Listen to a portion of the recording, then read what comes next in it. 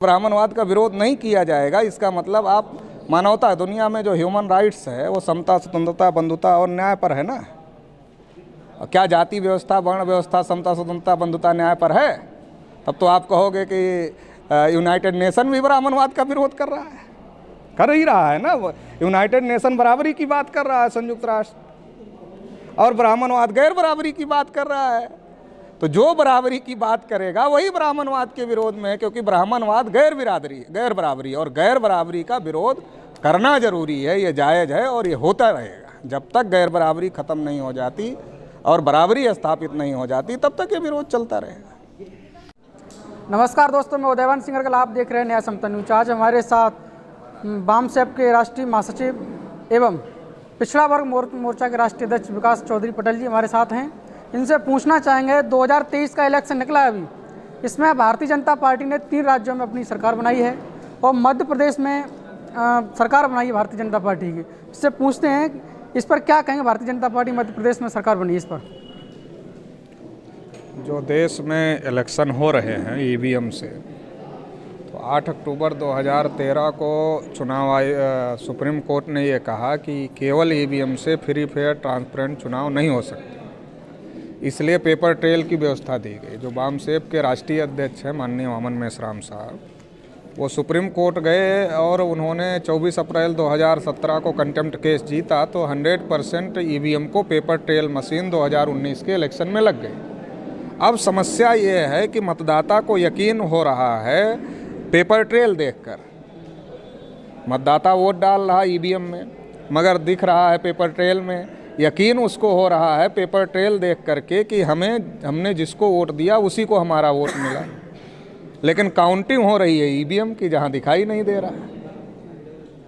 जब paper trail में दिख रहा है तो काउंटिंग अगर पेपर ट्रेल की हो तो उससे मतदाता को यकीन हो जाएगा कि हमने जिसको वोट दिया था उसी वोट की गिनती हुई। कम से कम जो सुप्रीम कोर्ट ने 8 अक्टूबर 2013 को कहा था कि इन केस ऑफ डिस्प्यूट, मतलब विवाद की स्थिति में पेपर ट्रेल की रिकाउंटिंग की जाएगी, अब वो भी नहीं हो रही है, केवल 1% मिलान हो रहा है। तो इससे बहुत बड़े पैमाने पर इस बात के लिए कि ईवीएम में जो गड़बड़ी हो रही है ये बीजेपी के चुनाव जीतने का सबसे बड़ा कारण है, इस बात को हम लोग मानते हैं। बहुजन मुक्ति जो पार्टी है उसने मध्य प्रदेश लेवल में मध्य प्रदेश में कोई प्रत्याशी नहीं उतारा, इसका क्या कारण रहा?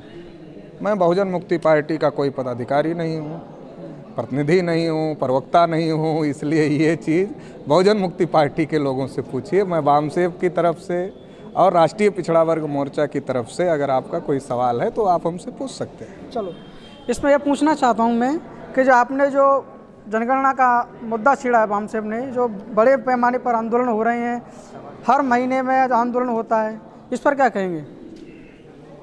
आंदोलन तो करना पड़ेगा। देश में अगर आंदोलन नहीं होगा तो हम लोगों के हक अधिकार की आवाज़ कैसे उठेगी? जैसे जाति जनगणना को लेकर कई बार राष्ट्रीय पिछड़ा वर्ग मोर्चा ने भारत बंद किया, तो आज देश के हर नेता को बोलना पड़ रहा है जाति जनगणना पर। पहले तो लोग नहीं बोलते थे, अब तो बोल रहे हैं। जो विरोध करते थे वो भी बोल रहे हैं।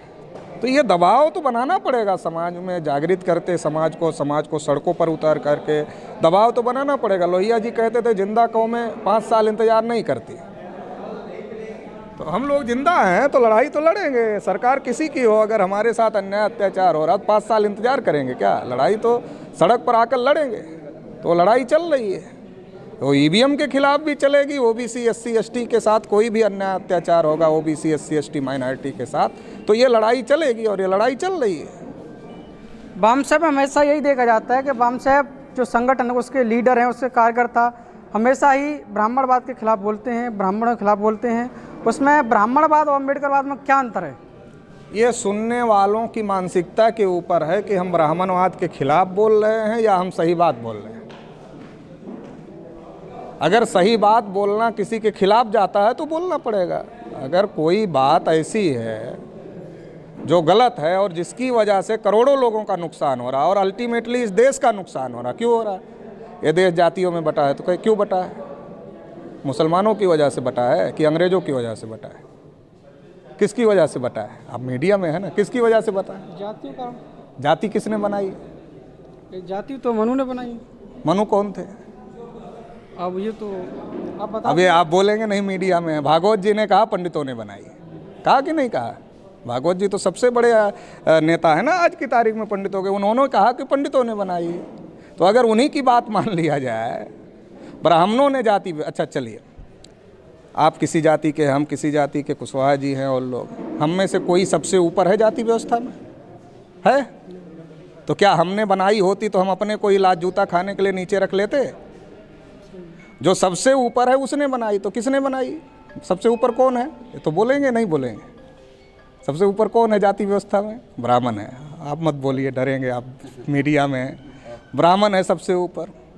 ब्राह्मणों ने जाति व्यवस्था बनाई, कर्मिक असमानता बनाई, वर्ण व्यवस्था बनाई, छुआछूत बनाया, ऊंच नीच बनाया।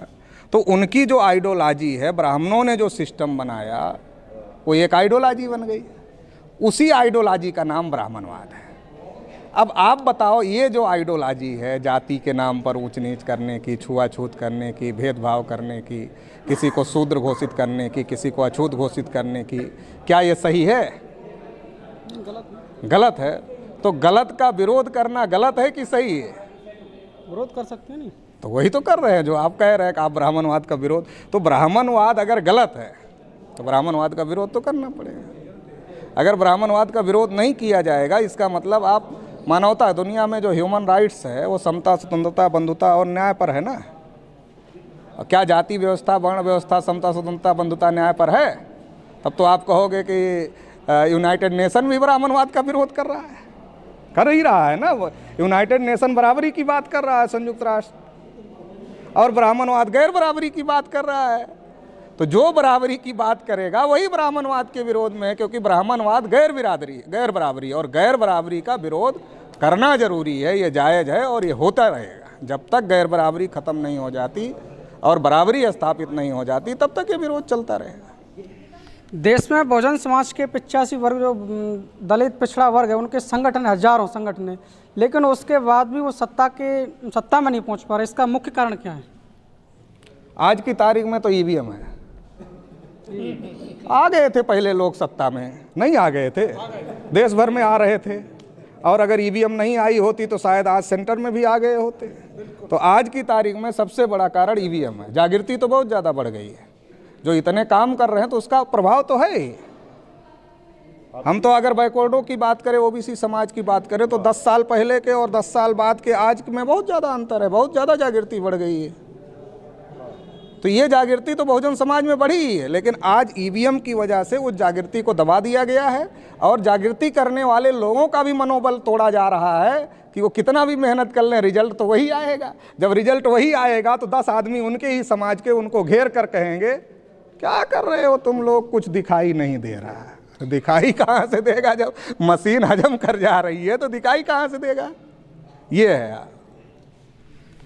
देश के पार्लियामेंट के बाहर संसद भवन के सामने संविधान को जलाया जाता है। ऐसे बयान भी आते हैं, भारतीय जनता पार्टी के नेता बयान देते हैं कि हमारी भारतीय जनता पार्टी जो सरकार है, इसकी फर्स्ट प्राथमिकता रहेगी हमें संविधान को बदलना है।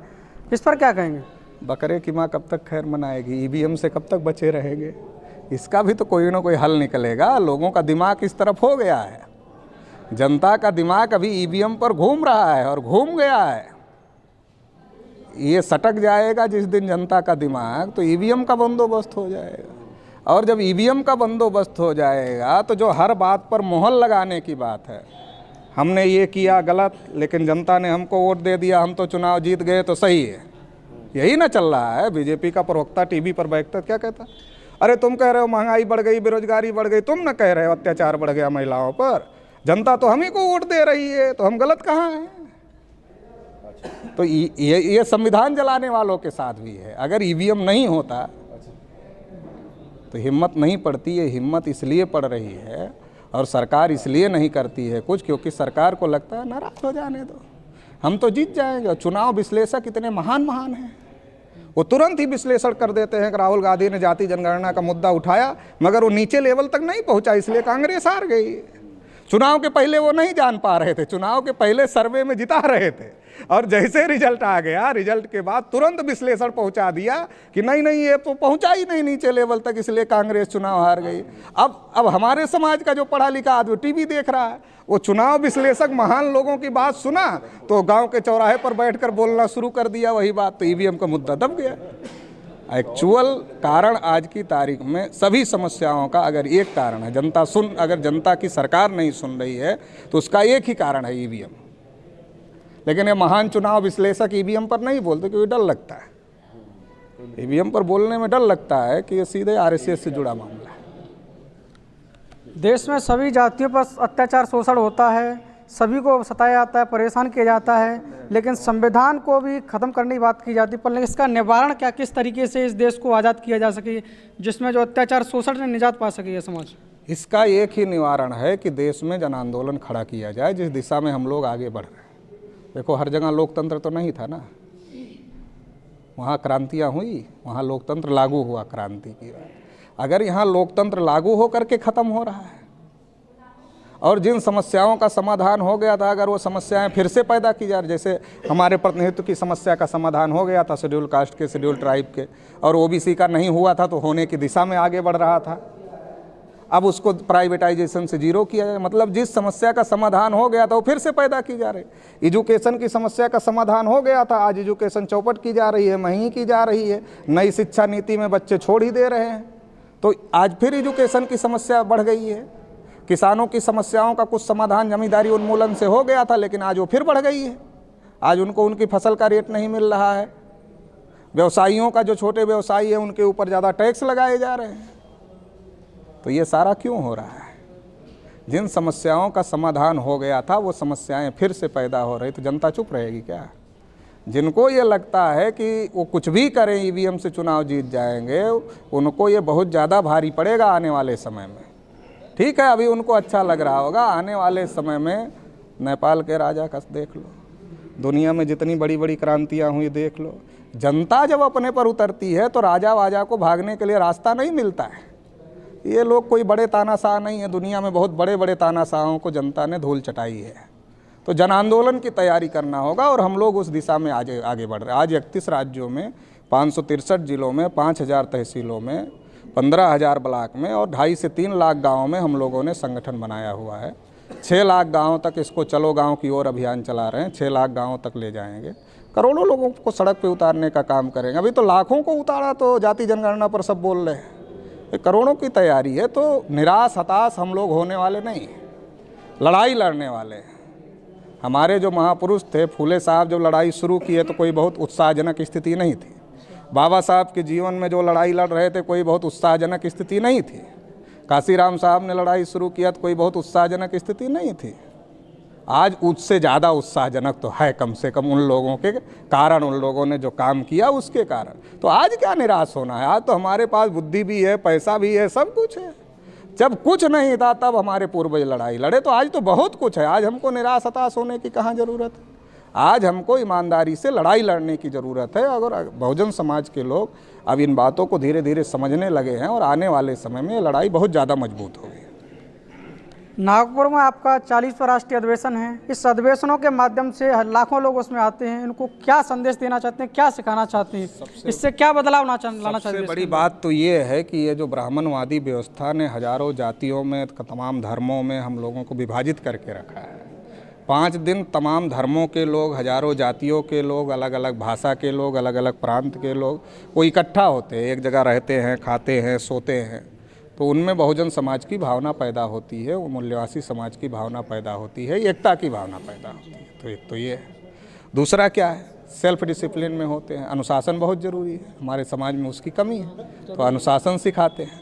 तीसरा, ईमानदारी भी सिखाते हैं। वहाँ कोई किसी की चोरी नहीं करता, कोई चीज़ मिल जाती है तो भी दे देता है ले जा करके, तो ईमानदारी भी सिखाते। चौथी जो इम्पोर्टेंट बात है, लड़ाई तो विचारों से होती है ना, तो विचार देना पड़ता है। 5 दिन तक विचार दिया जाता है, सुबह से लेकर शाम तक सत्र चलता है। अभी इन्होंने बताया कि 52-53 सब्जेक्ट हैं, उसमें तो 250 वक्ता हैं। तो ये 5 दिन है ना, सुबह 9 बजे से शुरू होता है, रात को 9 बजे तक चलता है। केवल खाने के लिए, नाश्ते के लिए, चाय के लिए बंद होता है, चलता है। मिनट टू मिनट चलता है। जिस सत्र का जितने बजे शुरू होना उतने बजे शुरू होगा, जितने बजे ख़त्म होगा उतने बजे ख़त्म होगा। ये तो कार्यक्रम की तरीके से नहीं, वो मिनट टू मिनट चलता है। तो ये सारा है कि हम अपने बहुजन, जब तक हम अपने समाज को अनुशासित नहीं करेंगे तब तक हम कोई लड़ाई नहीं लड़ सकते हैं। तो समाज को अनुशासित करने का, समाज को सही जानकारी देने का और समाज को वेल अपडेट बनाने का, ताकि वो जानकारी से लैस रहेगा तो वो समाज में लोगों को समझा सकता है, बता सकता है, और जो हमारी आइडियोलॉजी का विरोध कर रहे हैं उनको भी कन्विंस करके अपने साथ ला सकता है। तो इस लड़ाई को मजबूत करने के लिए अधिवेशन की बहुत महत्वपूर्ण भूमिका है। और बहुत सारे लोग अधिवेशन में नए जाते तो एक दिन पूरा पंडाल ही देखते हैं घूमकर, चूँकि 50 एकड़ में होता है, छोटा मोटा नहीं होता, 50 एकड़ में होता है। तो पंडाल ही, पहली बार जाने वाला आदमी केवल पंडाल ही घूम कर देखता है कितना बड़ा लगा है। तो ये बहुजन समाज में भी इतना बड़ा भी कोई संगठन है, ये कोई मीडिया नहीं दिखाती। इसलिए मैंने कहा कि सीइंग इज बिलीविंग, तो आकर देखो। तो आपको भी आमंत्रण है। तो ये थे हमारे साथ विकास चौधरी पटेल जी। इन्होंने बताया अगर इस देश में लोकतंत्र को बचाना है, देश की जनता को अगर अपनी सुरक्षा करनी है, हक अधिकारों की, तो ईवीएम को बंद करना होगा।